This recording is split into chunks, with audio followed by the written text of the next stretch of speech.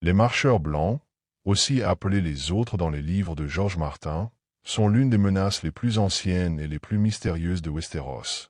Mais connaissez-vous leur origine? Sinon, nous allons le découvrir ensemble. À tout de suite après le générique.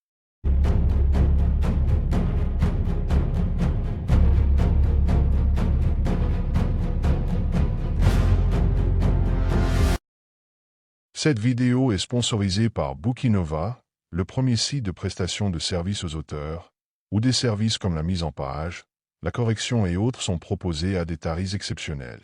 L'origine des marcheurs blancs remonte à l'époque de la Longue Nuit, environ 8000 ans avant les événements de la série. À cette époque, Westeros était habité uniquement par les enfants de la forêt, des êtres vivant en communion avec la nature, et dotés de pouvoirs magiques.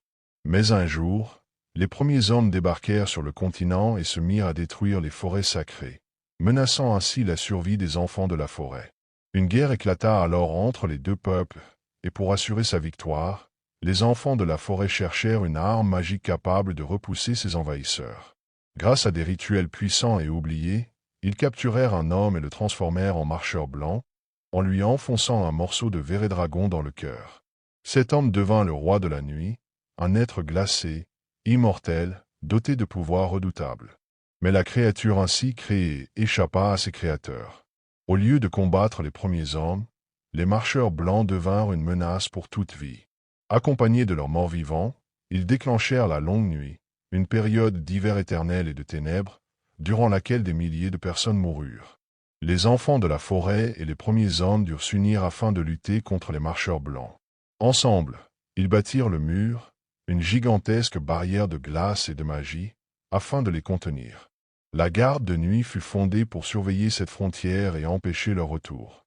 Cependant, le mur fut détruit par un monstrueux dragon à la solde des marcheurs blancs, et Westeros commença à être ravagé, village après village. La suite, vous la connaissez. À l'issue d'une bataille épique et coûteuse en vies humaines, le roi de la nuit fut vaincu ainsi que toute son armée.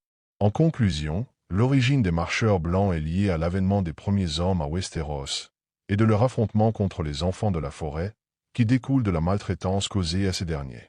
Les marcheurs blancs ne sont pas simplement des monstres. Ils incarnent le froid, l'oubli et l'antithèse de la vie. Leur retour dans Game of Thrones marque le réveil d'un mal que Westeros avait oublié, plus préoccupé par les luttes de pouvoir que par la survie du royaume. Leur origine souligne un thème fondamental de l'univers de George Martin. Les conséquences des actes passés, les erreurs qu'on répète, et les dangers qu'on préfère ignorer jusqu'à ce qu'il soit trop tard. Et vous, que pensez-vous des marcheurs blancs? Donnez votre réponse en commentaire, et à la prochaine pour une nouvelle histoire aux légendes, et n'oubliez surtout pas de vous abonner.